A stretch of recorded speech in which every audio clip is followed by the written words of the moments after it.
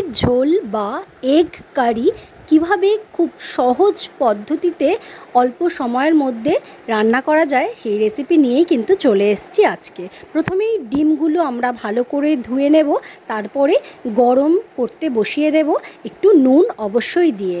আর তার মাঝখানেই আমরা কিন্তু আলু, পেঁয়াজ, রসুন এগুলো ছুলে নেব। আর আলুগুলো কিন্তু ভালো করে ধুয়ে এভাবে বেশ বড় বড় করে কেটে নিতে হবে, কারণ ডিমের ঝোলের আলু কিন্তু এভাবেই কাটা হয়। আর আরেকটা কিন্তু উপায় আছে, আমরা কিন্তু এভাবে ডিমের মধ্যে আলুগুলো দিয়েও সেদ্ধ করতে পারি, আবার অনেক সময় কষানোর মধ্যেও কিন্তু আমরা আলু দিতে পারি। আর আরেকটা উপায় হচ্ছে যে প্রেসারে কিন্তু আমরা ডিম আর আলু একসাথে করে গ্যাসে বসিয়ে দিলেই কিন্তু আমাদের একটা কিংবা দুটো সিটিতেই কিন্তু আমাদের ডিম আর আলু সেদ্ধ হয়ে যাবে।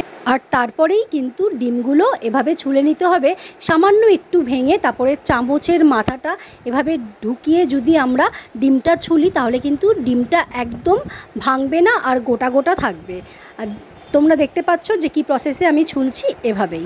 আর তারপরে আমরা কিন্তু সব ডিম ছোলা হয়ে গেলে আমরা কিন্তু ডিমগুলো এভাবে একটু চাকু দিয়ে চিড়ে দেব, তাতে কিন্তু ডিমের ঝোলের কারিটা বেশ ডিমের ভেতরে ঢোকে আর নুন হলুদটাও কিন্তু বেশ ভালো ঢোকে, আর ডিমটা খেতেও খুব সুস্বাদু লাগে। এভাবেই কিন্তু আমরা নুন হলুদ দিয়ে ডিমটা মাখিয়ে নেব। আর আলুগুলো তো সেদ্ধ হয়ে গেছে, এরপরে আমরা করব কি, আমরা মশলার জিনিসগুলো সাজিয়ে নিচ্ছি। কি মশলা দেব দেখে নাও। পেঁয়াজ, আদা, রসুন, কাঁচা লঙ্কা, শুকনো লঙ্কা সব কিন্তু আমাদের রেডি হয়ে গেছে।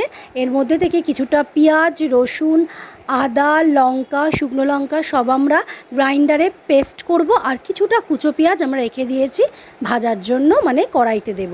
তো এভাবেই কিন্তু আমরা মশলাগুলো দিয়ে ভালো করে পিষে নেব। আর টমেটোও রেডি, আমরা এখন কড়াই বসিয়ে দিয়েছি। তেল ভালো করে গরম হয়ে গেলে আমরা কিন্তু ডিমগুলো ভালো করে লাল লাল করে ভেজে নেব। যেভাবে আমরা দেখো ভেজেছি এভাবেই কিন্তু বেশ ভেজে নেওয়ার পরে আমরা এখানে কি মশলা দেব, গরম তেলে শুকনো লঙ্কা, গরম মশলা আর গোটা জিরে সম্বার দিয়ে আমরা পেঁয়াজ আর টমেটো দিয়ে ভালো করে নেড়ে নেব। নাড়ার পরে আমরা কিন্তু যেই মশলাটা পেস্ট করেছিলাম সেই পেস্টটা কিন্তু আমরা ভালো করে কড়াইতে দিয়ে কষিয়ে নেব। আর তারপরে নুন, হলুদ, চিনি পরিমাণ মতো দিয়ে ভালো করে নাড়িয়ে চাড়িয়ে কষাতে হবে, কারণ কষানোর ওপর এই টেস্ট কিন্তু নির্ভর করে।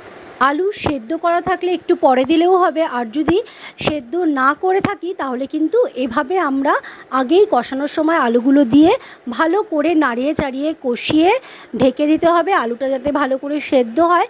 আর এভাবেই কিন্তু জল দিয়ে তারপরে ফোটানোর জন্য বসিয়ে দিতে হবে। ভালো করে ফুটে গেলে ঝোলটা তারপরে আমরা ভেজে রাখা ডিমগুলো এভাবে দিয়ে দেব। দেওয়ার পরেও কিছুক্ষণ ভালো করে ফোটাতে হবে। আর ফোটানোর পরে আমরা কিন্তু আরেকটু ভালো করে ঢেকে দেব, কারণ ডিমের যে টেস্টটা সে বা গন্ধটা এর মধ্যে মিশবে। আর সামান্য ঘিও কিন্তু আমরা এর মধ্যে দিয়ে দিতে পারি, আর সামান্য গরম মশলাও দিতে পারি। এভাবে কিন্তু আমাদের গরম গরম ডিমের ঝোল ঘরোয়া পদ্ধতিতে রেডি। তোমরা দেখে বলো যে ডিমের ঝোলের কালারটা কেমন এসছে।